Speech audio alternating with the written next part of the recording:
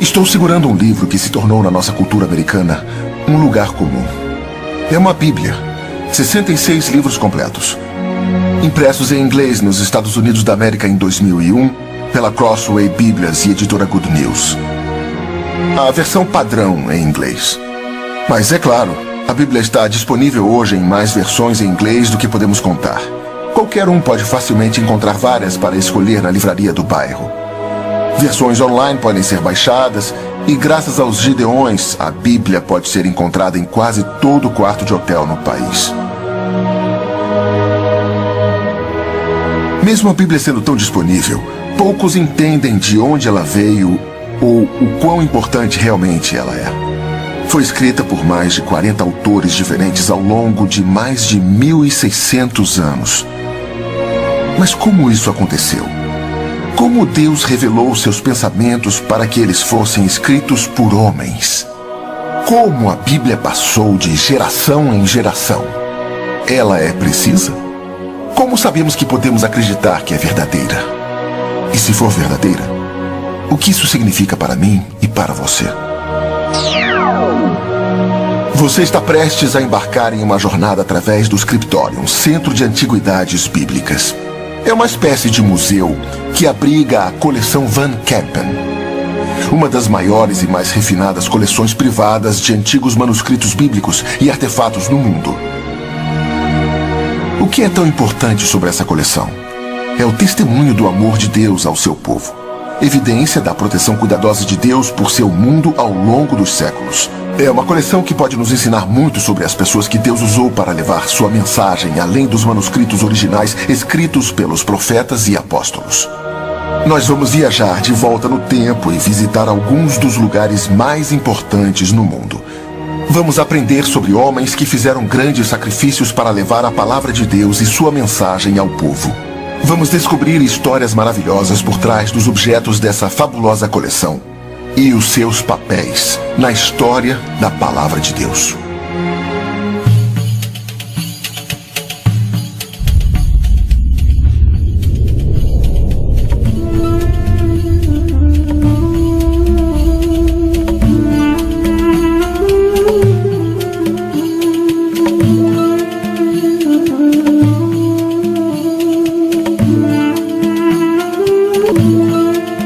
Nossa jornada começa na antiga Babilônia, Ur dos Caldeus, uma terra de reis e reinos, a terra dos profetas Abraão e Daniel. Os artefatos nesta sala são datados de 2.300 anos antes de Cristo, tendo assim mais de 4.000 anos. Foi aqui, na antiga Babilônia, que a comunicação escrita teve início.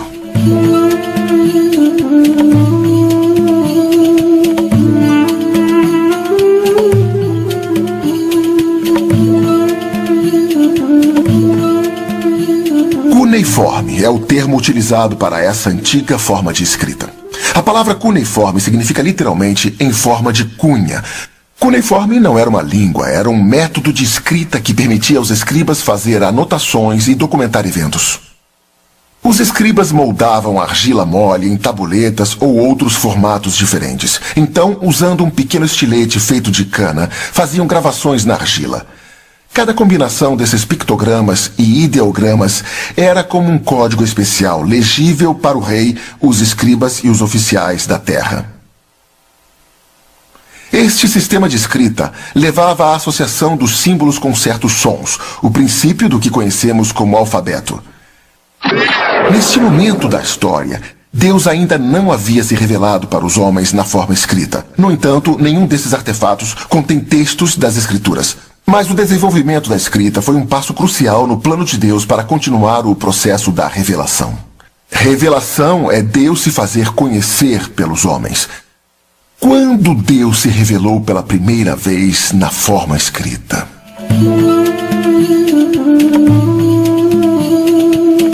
A revelação é um ato especial de Deus, por onde Ele revela ao homem certas verdades que o homem não poderia saber de outra forma. O homem, com sua mente finita, não poderia jamais conter o conhecimento absoluto, a verdade absoluta. Só uma mente infinita, a mente de Deus, pode conter essa verdade. Então, o único aspecto da verdade absoluta que somos capazes de saber é o que Deus decide revelar a nós. Revelação é simplesmente Deus se fazendo conhecer pelo homem. E isso é muito importante, porque se Deus não tivesse tomado a iniciativa de se revelar, o homem por si só jamais teria conhecido Deus.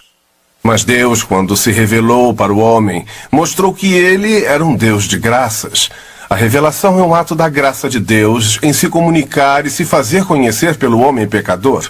É também um desejo da parte de Deus de buscar companheirismo no homem, que é uma coisa maravilhosa, porque o homem foi criado à imagem de Deus. E a terceira coisa é realmente um processo de comunicação, porque Deus transmite informações que o homem precisa sempre saber.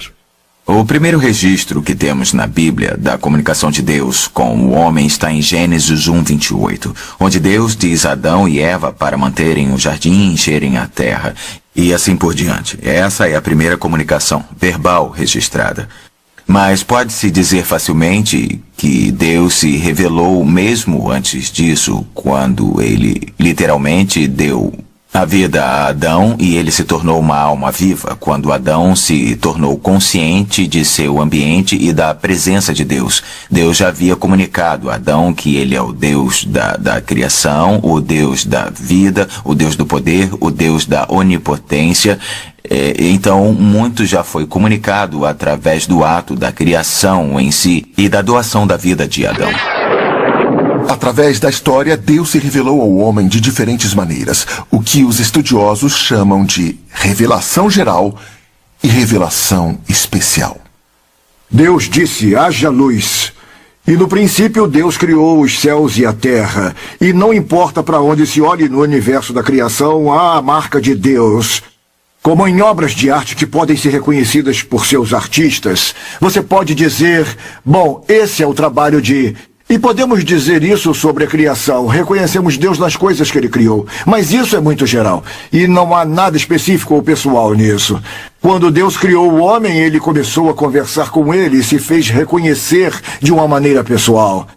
Essa é então a chamada revelação especial, porque vai além da ideia geral de conhecer Deus. E essa revelação especial tomou duas formas. A primeira sendo a comunicação de Deus, que eventualmente se tornou escrita. Então, a Bíblia, que é a comunicação escrita de Deus, é a autorrevelação de Deus, e isso é a revelação especial. É verdade que quando Deus começou a se comunicar com o homem, ele geralmente fazia de forma individual, mas quando chegamos ao livro de Josué, nós vemos uma mudança na maneira em que Deus opera.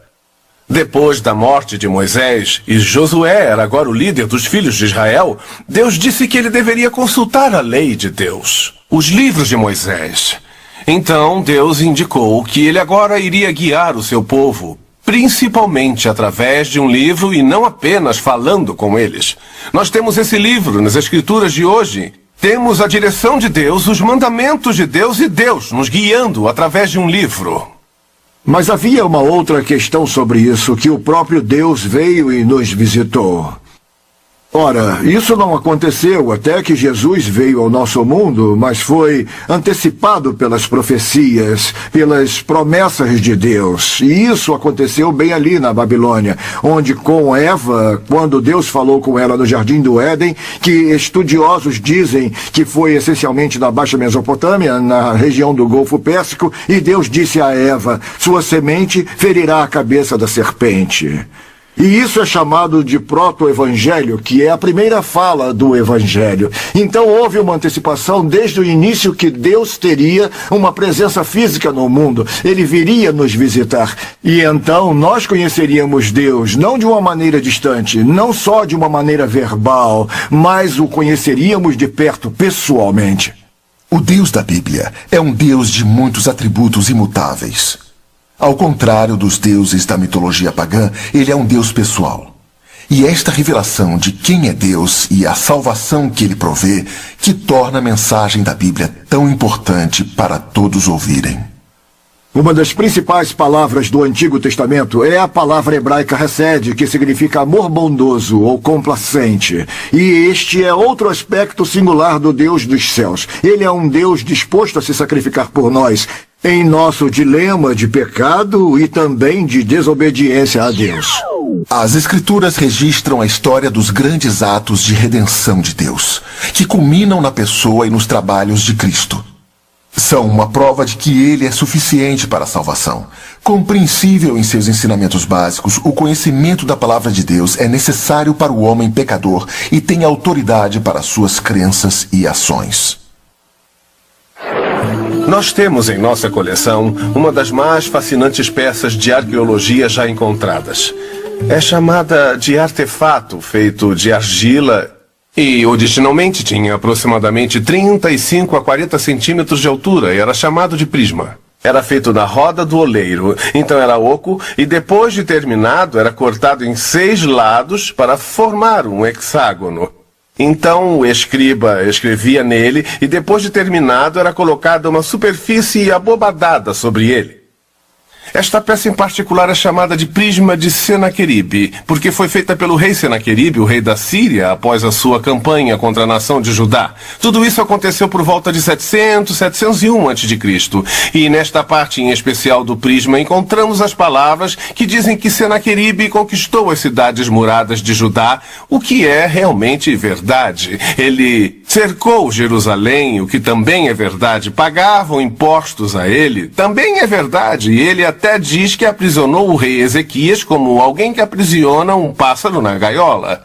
No entanto, ele não nos conta o resto da história. Precisamos buscar nas Escrituras para saber. Lá no livro de 2 Reis, 2 Crônicas e até no livro de Isaías, nós descobrimos que o anjo do Senhor entrou no acampamento dos assírios e matou 185 mil deles. Então, qual é o valor disso? Até onde sabemos, não há textos das Escrituras gravados em escrita cuneiforme. Mas essas peças históricas mostram que a Bíblia é precisa e que podemos confiar nela. Nós vimos que as Escrituras são o registro escrito da revelação de Deus ao homem através da história. Venham comigo agora, enquanto seguimos para outra época, para um lugar onde verão um dos exemplos mais antigos das Escrituras propriamente ditas.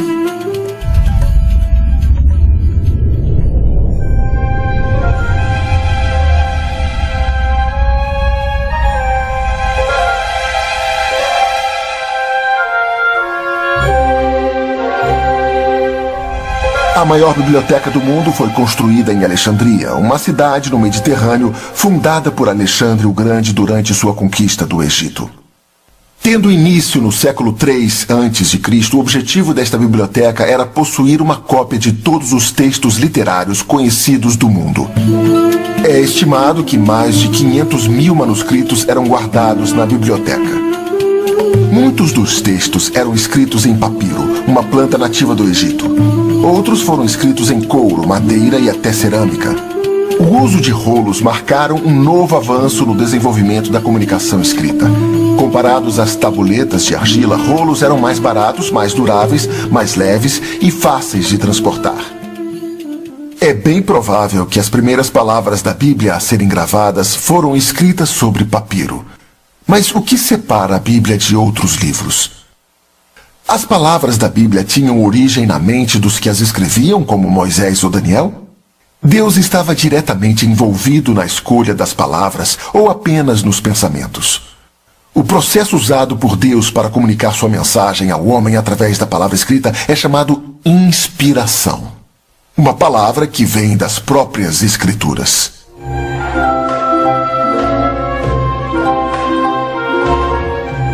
Usamos o termo inspiração muitas vezes imprecisamente. Na verdade, veio da palavra grega theopneutos, que literalmente significa assoprado por Deus. Mas o que é interessante a respeito da palavra é que tem a conotação não só de respiração, mas de inspiração. E não apenas Deus inspirando em si mesmo, mas Deus respirando dentro do homem, a quem a revelação está sendo dada. É literalmente Deus falando através do Espírito Santo, falando através de um homem para os homens.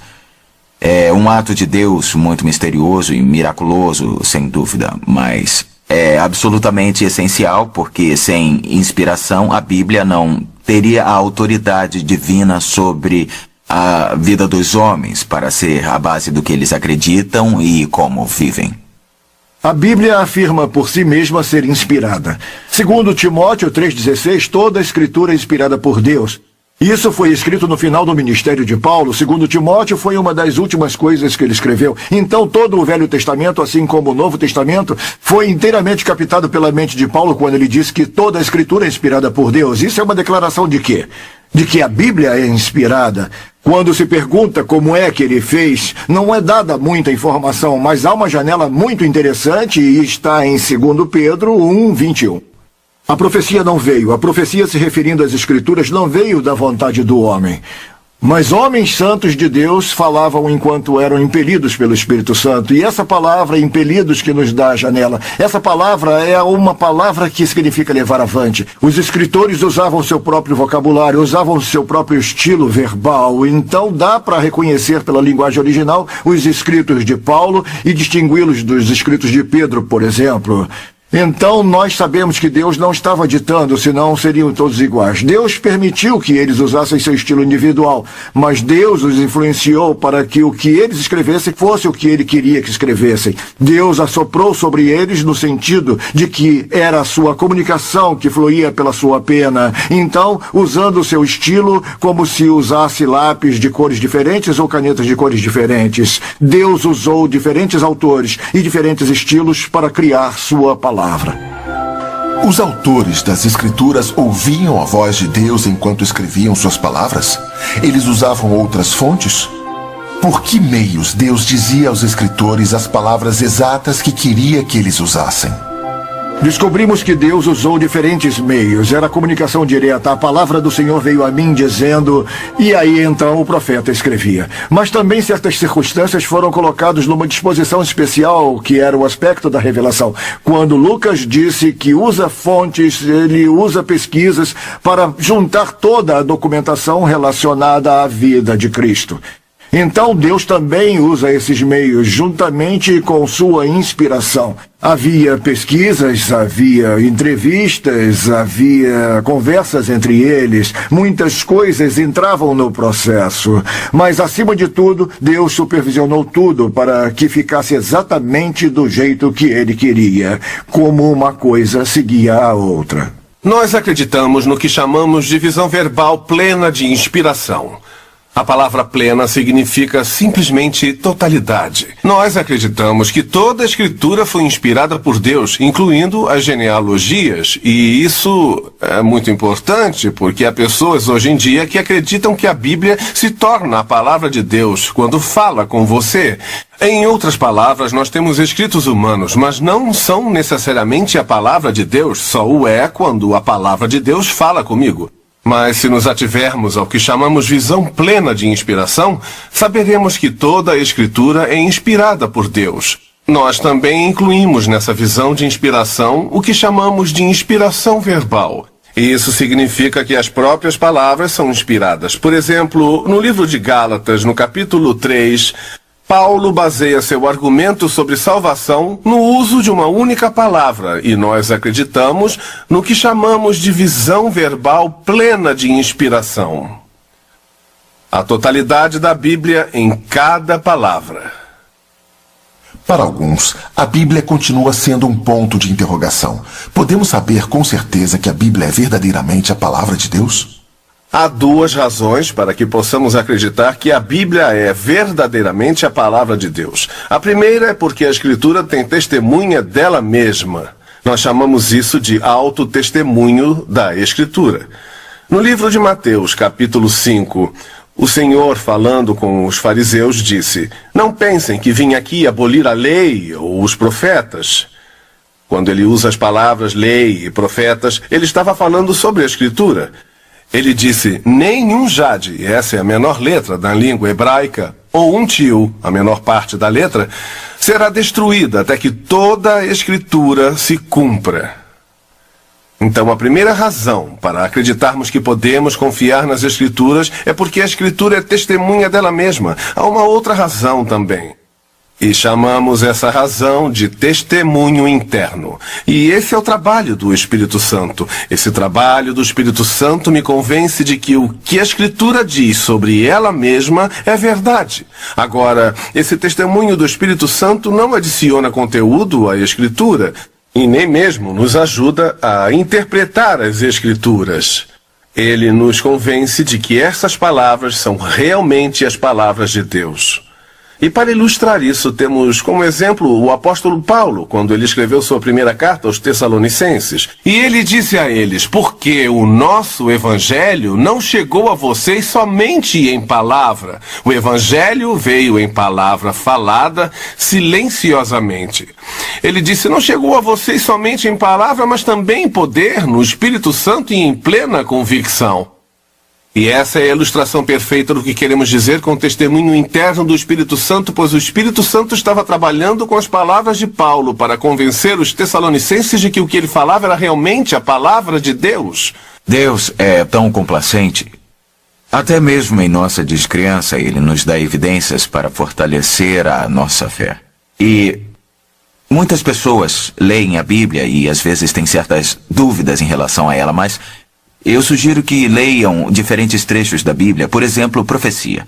Eu não conheço nenhum outro registro sagrado de alguma grande religião que tenha profecia, muito menos profecias cumpridas. Somente a Bíblia. A Bíblia está repleta de profecias, e não apenas profecias, mas, novamente, profecias cumpridas, especialmente em relação à primeira vinda do Senhor Jesus Cristo. Há mais ou menos 300 profecias no Antigo Testamento que foram cumpridas sobre a vinda de Cristo. Então, profecia cumprida é um grande meio de olhar, é uma evidência de que a Bíblia é verdadeira. Então, olhamos em outras áreas. Por exemplo, a Bíblia foi escrita num período de 1.600 anos.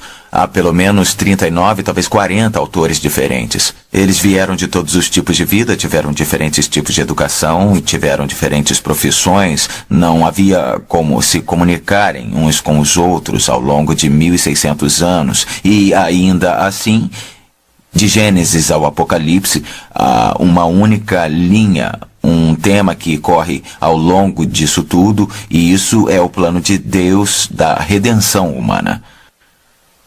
Outra área que nos dá confiança na palavra de Deus são as evidências científicas, como a arqueologia. Durante anos, as pessoas disseram que a Bíblia está errada quando falava sobre o Império Hitita. Durante séculos não houve evidências deste império, mas a ciência da arqueologia encontrou há algumas décadas prova absoluta que não só havia um Império Hitita, como era também quase uma potência mundial, esse império. Nós vemos vidas mudadas ao longo dos séculos, dos milênios. Vidas de pessoas foram mudadas drasticamente. E por quê? Por causa da palavra de Deus.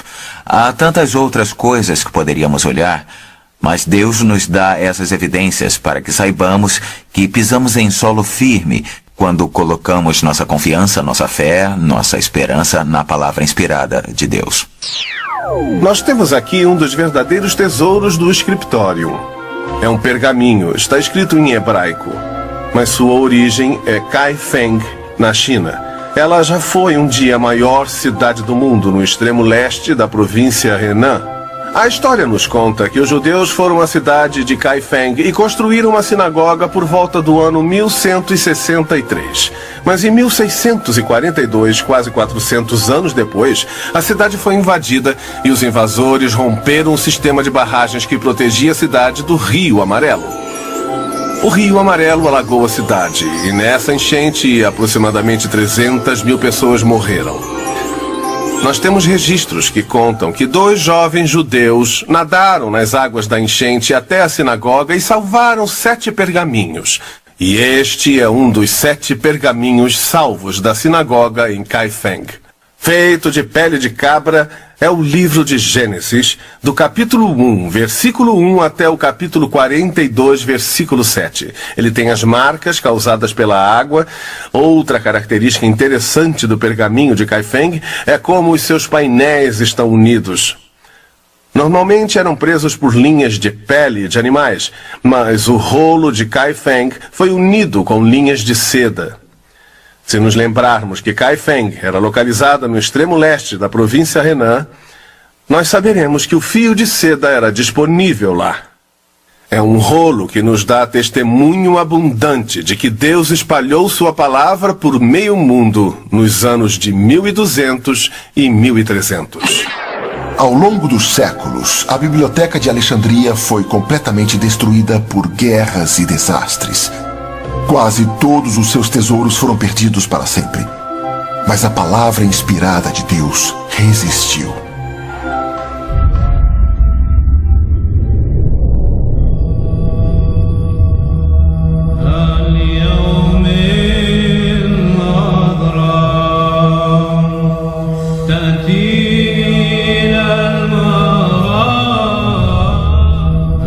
Quase todos, se não todos, os manuscritos originais feitos pelos escritores da Bíblia eram em forma de pergaminho.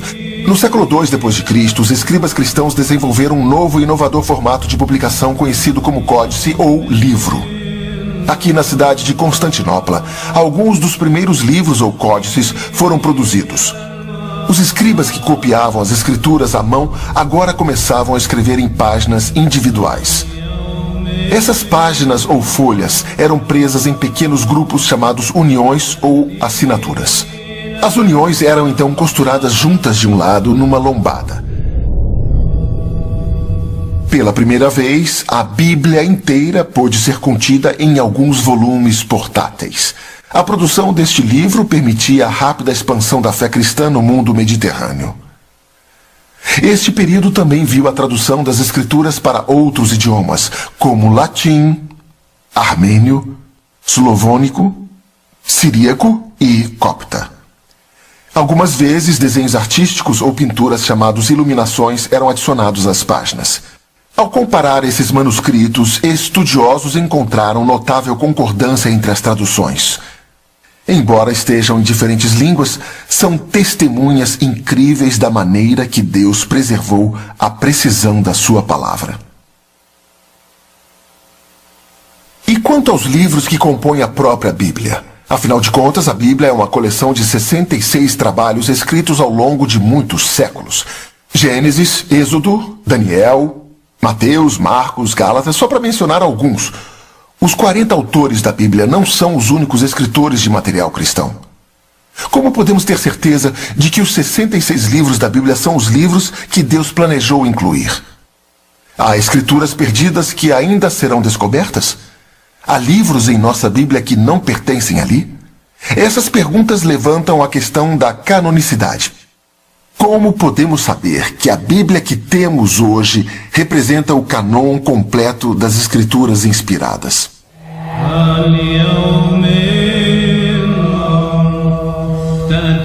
A Bíblia é a palavra de Deus, então tudo ali deve ter autoridade. Deve vir de Deus para poder ser a palavra de Deus. Então deve haver um controle de quais livros pertencem e quais livros não pertencem. Logo, algumas decisões foram tomadas, algumas regras foram impostas em relação ao que era realmente a palavra de Deus e o que era simplesmente boa literatura, mas não especificamente a palavra de Deus. A palavra canon significa simplesmente um padrão, ou uma regra, um meio de medir a autenticidade de alguma coisa. Os primeiros sacerdotes das igrejas decidiram um conjunto de regras através das quais iriam descobrir quais escritos eram escrituras inspiradas e quais não eram. Por que é importante? Por duas razões.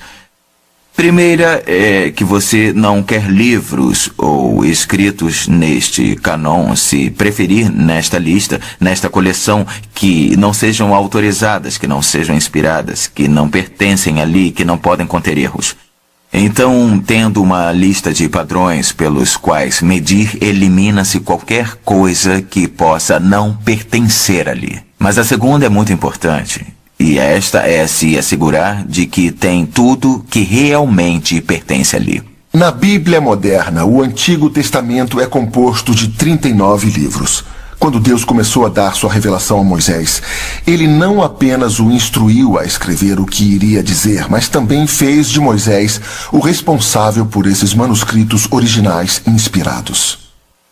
Em Deuteronômio 31, lemos que Deus mandou Moisés pegar os livros que ele havia escrito e os guardar no tabernáculo, mais especificamente na Arca da Aliança. Era o lugar mais seguro em toda a nação de Israel. E era ali que Deus queria os manuscritos.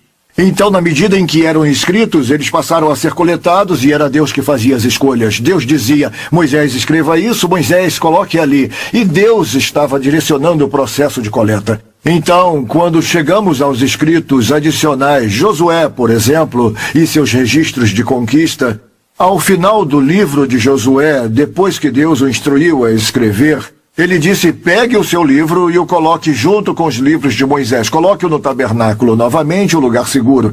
O próximo profeta depois de Josué foi Samuel.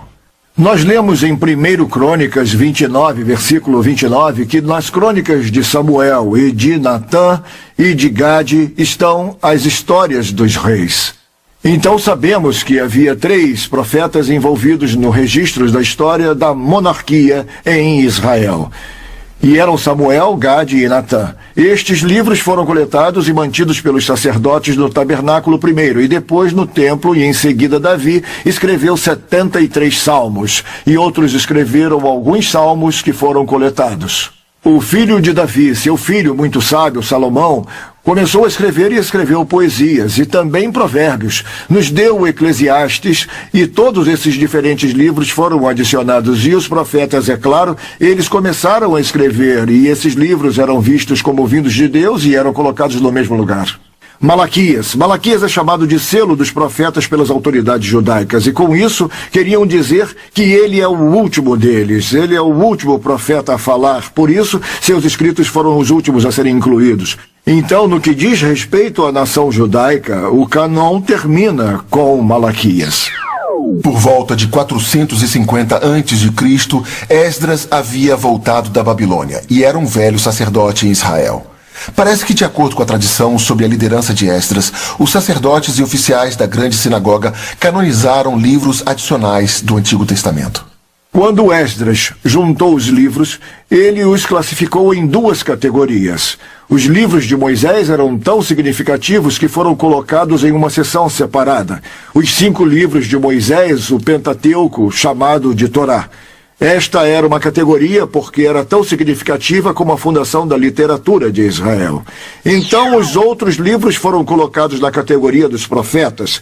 Os livros históricos eram chamados de primeiros profetas e os profetas mesmo eram chamados de últimos profetas. Havia 2 grupos, a lei e os profetas. Foi por isso que Jesus, em Mateus 5,17, disse, não pensem que vim abolir a lei ou os profetas, não vim abolir, mas cumprir. Essas são as 2 categorias. Mais à frente, na época da Septuaginta, aos 200, do século II, século III a.C., eles foram divididos em 3 categorias. Foi adicionada a categoria dos escritos. Os livros poéticos foram colocados nesta categoria. Jó, Salmos, Provérbios, Eclesiastes, Cânticos de Salomão. Então havia 3 divisões, mas originalmente havia apenas 2. Alguns outros livros quase entraram no Novo Testamento, mas os judeus nunca os aceitaram. Outros discutiram o caso, mas foi Paulo, em Romanos capítulo 3, que disse que Deus deu aos judeus o maior dos privilégios, e esse foi o de serem os repositórios dos oráculos de Deus. Deus deu a eles a responsabilidade de serem os editores-chefes para manter tudo junto. De modo que todo o processo de coletar foi ordenado por Deus. Há uma supervisão providencial, não era apenas a escolha dos homens. Quem coletava os livros e decidia quais deveriam estar ali? A resposta simples era Deus. Muitos acreditam que na época de Cristo o cânon do Antigo Testamento já estava fechado. O processo para juntar os livros do Novo Testamento foi bem diferente do usado no Antigo. Todos os livros do Novo Testamento foram escritos antes do ano 100 depois de Cristo.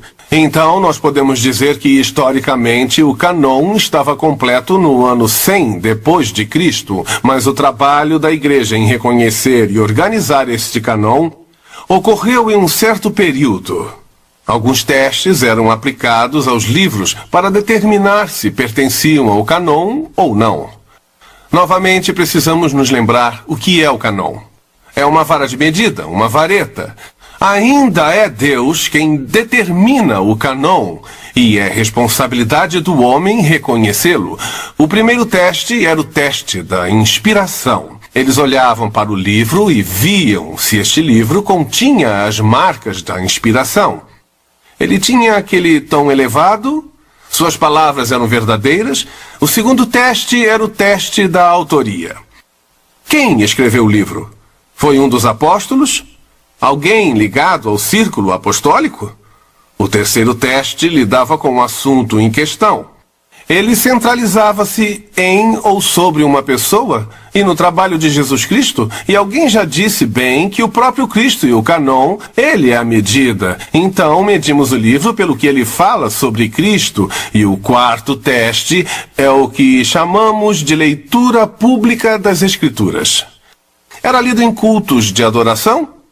No Antigo Testamento, durante os momentos de culto, os judeus liam o livro da lei. Lemos sobre Esdras fazendo isso. Este livro seria lido em reuniões públicas, em reuniões de culto da igreja? Se um livro desses passasse por estes 4 testes de canonicidade, então ele seria incluído no canon. E isso nos dá uma outra definição da palavra canon. Significa uma lista de livros que completam as Escrituras. Por volta do ano, digamos, 165 depois de Cristo, no ano 165, chegou-se a um acordo geral sobre os evangelhos, que estavam agora circulando como unidades, e as epístolas de Paulo. Mas naquela época, um herege se manifestou na igreja, e o seu nome era Marciano. Marciano fez o seu próprio canon. Tinha 11 livros, um evangelho, que era o evangelho de Bluff, e 10 das epístolas de Paulo. E a igreja precisava responder a isso. Então, por volta do ano 200 depois de Cristo, não apenas se chegou a um acordo em relação aos evangelhos e às epístolas de Paulo, mas também em relação ao livro de Atos e ao livro 1 de Pedro, e provavelmente às epístolas de João e o livro do Apocalipse. Durante esse período, alguns livros também foram criticados e usavam um termo técnico, era chamado antilegomena. O termo era antilegomena, e isso simplesmente significa falar contra. 4 livros foram considerados assim, em outras palavras, havia dúvida se esses livros faziam parte das Escrituras. Um deles era o livro de Hebreus, pois era um livro anônimo. O livro de Tiago, pois aparentemente estava ensinando justificação pelas obras, ao contrário da justificação pela fé. O livro de 2 Pedro, pois a linguagem parece tão diferente da usada em 1 Pedro, e o livro de Judas, pois ele era meio-irmão de Jesus.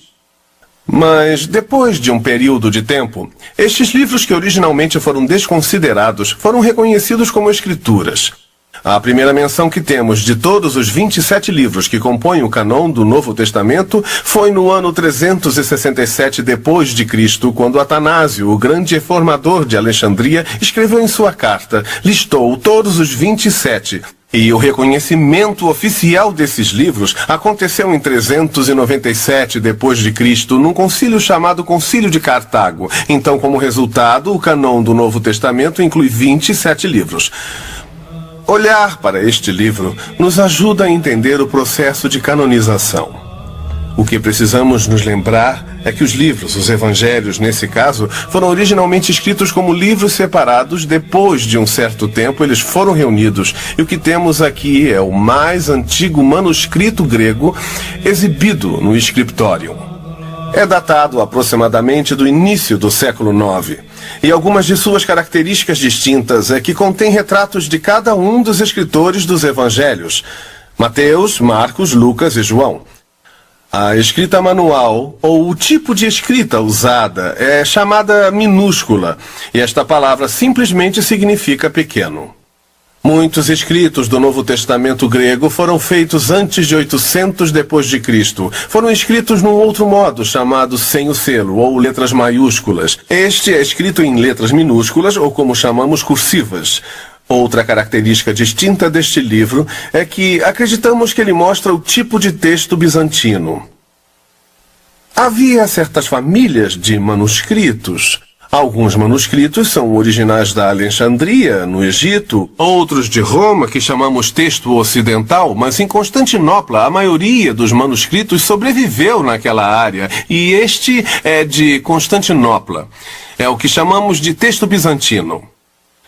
Uma das características do texto bizantino é que ele possui o final mais longo do livro de Marcos.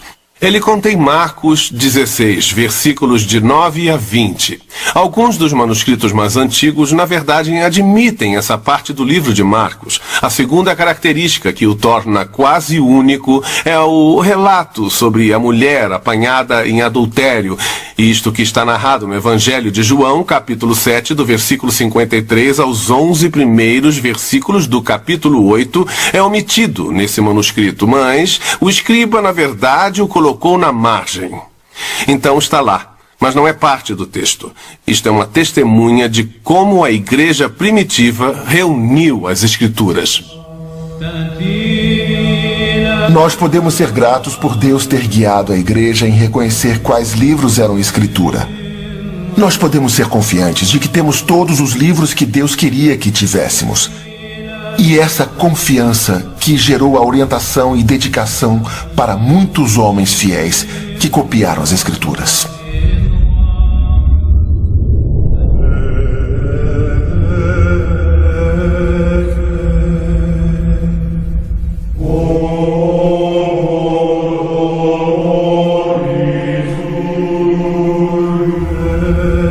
Pode ser uma crença comum de que nada importante ocorreu durante a chamada Idade das Trevas. Pensamos em castelos, cavaleiros, guerras, pragas. Mas durante essa época tumultuada, Deus continuou a vigiar a sua palavra. Quase todos os livros foram escritos em monastérios até o ano 1100 d.C. O livro mais frequentemente copiado era a Bíblia Sagrada, geralmente copiado de um livro terminado chamado de exemplar. Parando apenas para as refeições, orações e cuidar do jardim, eles copiavam cuidadosamente cada página à mão com muito capricho. Um dos manuscritos que veio dessa era ainda é usado hoje na Igreja Católica Romana. É a Vulgata Latina, autorizada pelo Papa Damaso. A tradução foi feita por Jerônimo, um dos melhores linguistas da Igreja primitiva.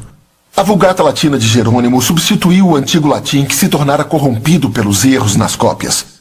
Monastérios e universidades em toda a Europa criaram ilhas de copiagem, onde monges e escribas dedicados copiavam o texto bíblico em um scriptorium como este. Escribas passavam suas vidas trabalhando na árdua tarefa.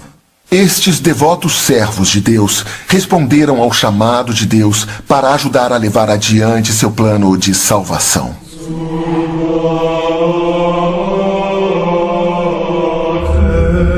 Um dos aspectos negativos relacionados à transmissão da Bíblia é que não temos nenhum dos autógrafos originais, os escritos originais de Moisés, Davi, Pedro ou Paulo.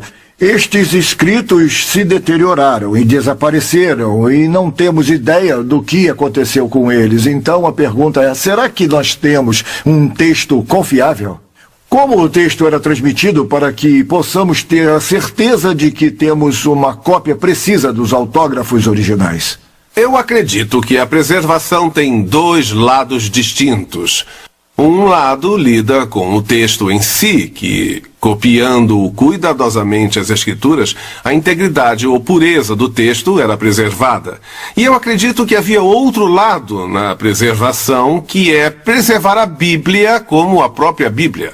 Porque precisamos nos lembrar que muitos destes livros foram copiados em épocas muito difíceis na história do mundo, especialmente da Europa. Então você tem uma ideia com dois lados, a preservação do texto da Escritura e a das Escrituras propriamente ditas. Durante o período medieval, Deus trabalhou para preservar a integridade dos textos das Escrituras e da Bíblia como livro. Através dos calmos e disciplinados monges da ordem monástica, dentro dos monastérios, monges trabalhavam longas horas para completar uma única cópia de um livro.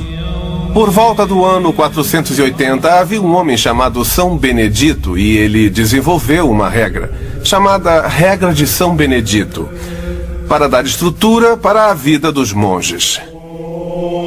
A regra envolvia 4 atividades dos monges. Eram elas: trabalhar com as mãos, fazer trabalhos manuais, ler a palavra de Deus, orar e meditar, Outra regra era o seu desejo de aumentar suas bibliotecas. Nós precisamos nos lembrar que nessa época, se você quisesse ter um livro, você não poderia sair e comprar, você teria que achar uma cópia do livro que seria de posse de alguém e essa pessoa teria que lhe emprestar, então você copiaria à mão. E em cada monastério havia um cômodo especial. Esse cômodo era chamado de scriptorium. Literalmente, essa palavra significa quarto de escrever. A propósito, era o único cômodo no monastério em que fazia calor, e o motivo do calor não era para o conforto dos monges, mas para impedir que as tintas congelassem e que as suas mãos ficassem dormentes. Então, nos scriptoria, os monges copiavam as escrituras. Escribas eram artistas. Eles tinham a habilidade, como a de um calígrafo hoje em dia, para escrever de forma bonita e bem legível. De modo que esses calígrafos, esses escribas, copiavam as escrituras. Muitas vezes os monges adicionavam o que chamamos de adendos ou finais do livro. Alguns desses adendos eram engraçados. Por exemplo, um monge escreveu: enquanto o mar balança e o exausto marinheiro anseia pela visão da terra, este monge também anseia pelo fim deste livro. Ele estava cansado de escrever, mas havia também outros adendos que mostram lados mais sérios e espirituais. Por exemplo, nós lemos que um monge escreveu essas palavras: este livro foi fielmente copiado para você por seu amigo John, e quando a minha mão que o escreveu estiverem na sepultura, as palavras que escrevi viverão para sempre, pois elas são o Espírito e a verdade. Que o leitor seja abençoado com a salvação de sua alma, lendo as palavras da vida. Copiar as escrituras à mão começou muito antes da época dos monastérios. A tradição dos escribas começou nos tempos do Antigo Testamento com o povo de Deus na nação de Israel. A tradição dos escribas no Antigo Testamento começou basicamente com Esdras. No entanto, como os levitas eram os guardiões, os protetores e os intérpretes da palavra de Deus, a tradição ficou mais ou menos com os levitas para serem aqueles que manteriam os manuscritos, fariam as cópias e os interpretariam. Eles tinham a responsabilidade de preservar e guardar a palavra de Deus, então cabia uma nação, e as pessoas que faziam isso eram apontadas pelos líderes religiosos. Eles foram aos extremos para se certificarem de que aquelas cópias eram precisas. Após copiarem uma página ou uma parte do rolo, eles contavam o número de palavras para se certificarem de que o que estava no novo manuscrito era exatamente o que tinha no antigo. Eles contavam o número de palavras em uma linha e se certificavam de que era o mesmo número. Eles pegavam um manuscrito antigo, começavam por cada ponta em direção ao meio para encontrar a letra do meio. Aí iam para o que tinham acabado de copiar. Começavam por cada ponta e se certificavam de que a letra do meio era a mesma que a do antigo manuscrito. É bem diferente quando se trata dos textos do Novo Testamento. Qualquer um podia copiá-los. Não havia restrições em relação à cópia desses textos para apenas um grupo de pessoas em especial. Como resultado, os erros começaram a se multiplicar. E você descobre que enquanto alguns textos eram copiados fielmente, outros não eram copiados com o mesmo grau de cuidado e diligência.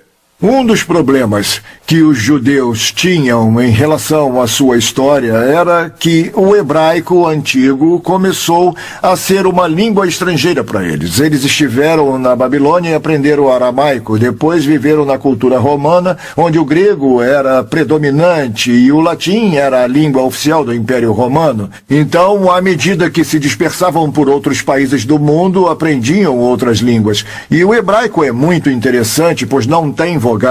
Então era necessária uma maneira para reter a vocalização do texto, o que realmente dizia e como era possível ler. Então um grupo chamado Massoreta, por volta de 800 DC, apareceu e começou a desenvolver um sistema de vocalização, pontos e linhas em volta das letras e acentos que informavam como as palavras eram pronunciadas, como eram vocalizadas, de acordo com os sons quando eram cantadas. Então, todo esse sistema foi feito pelos maçoretas, mas aí eles enterraram os manuscritos antigos, pois estavam se deteriorando e perdendo a referência. E só o que temos são os manuscritos de 800 DC, chamados de textos maçoretas. Então esse foi um pequeno problema, pois havia um grande espaço de tempo entre a época em que foram escritos, quase 2000 anos. E como sabemos se eram precisos? Mas então houve uma descoberta muito afortunada. Em 1947, um pastor árabe chamado Mohammed Abdib estava procurando sua cabra quando entrou numa caverna e encontrou o que se tornou conhecido como Pergaminhos do Mar Morto. E quando os textos maçoretas foram comparados com os Pergaminhos do Mar Morto, encontraram uma tremenda semelhança com relação aos que os maçoretas haviam feito. Quando esses pergaminhos foram encontrados nas cavernas Qumran, eles tinham 1000 anos a mais do que qualquer manuscrito que havia até aquela época. Todos os livros do Antigo Testamento, em parte ou completos, exceto o livro de Esther. Quando foram traduzidos, descobriu-se que eles tinham 99% de precisão com relação ao livro que já possuíam, num período de mais de 1000 anos, e, ainda assim, quase nenhuma divergência no que diziam.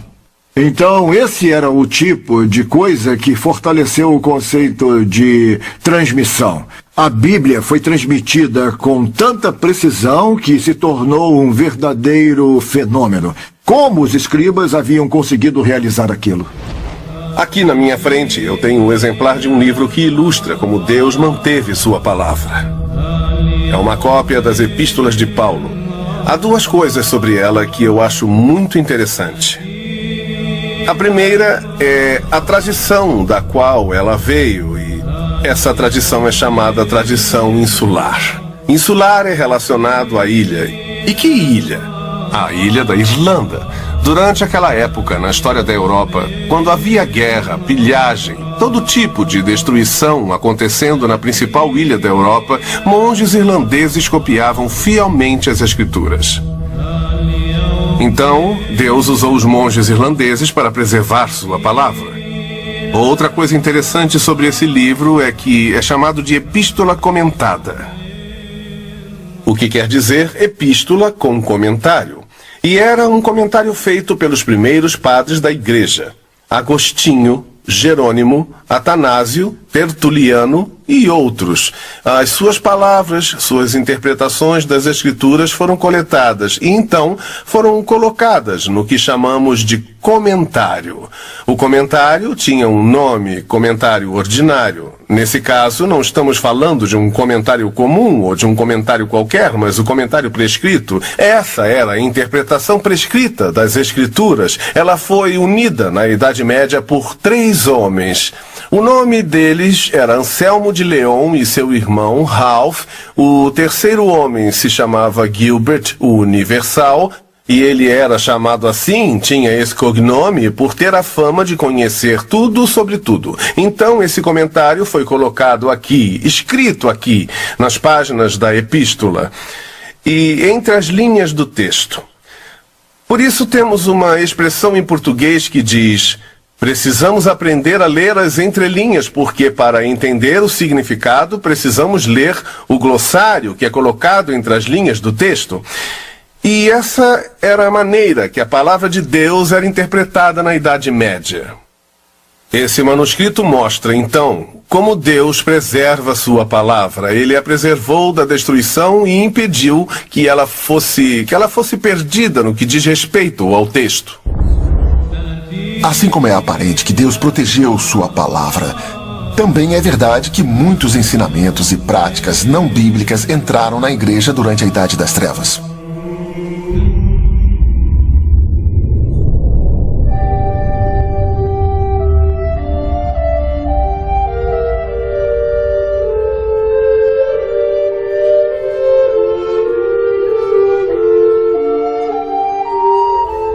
Em toda a Europa, alguns movimentos reformadores surgiram enquanto as igrejas eram acusadas de desvio das escrituras, tanto doutrinário quanto moral. Enquanto isso, a peste negra havia invadido a Europa e mais de 30% da população morreu. Em tempos como esse, as pessoas instintivamente se voltam para seus guias espirituais. Infelizmente, a igreja não deu conta da tarefa. As pessoas buscavam a verdade e conforto. Aqueles que viram necessidade de uma reforma doutrinária da igreja também desejavam dar às pessoas a palavra de Deus em sua própria língua. Um padre ordenado da igreja inglesa chamado John Wycliffe estava convencido de que uma reforma espiritual genuína exigia o conhecimento da palavra de Deus. Os indivíduos deveriam poder ler a Bíblia sozinhos. Então, da sua paróquia em Lutterworth, Wycliffe começou a tradução da Vulgata Latina para o inglês. Em 1382, tanto o Antigo quanto o Novo Testamento haviam sido traduzidos.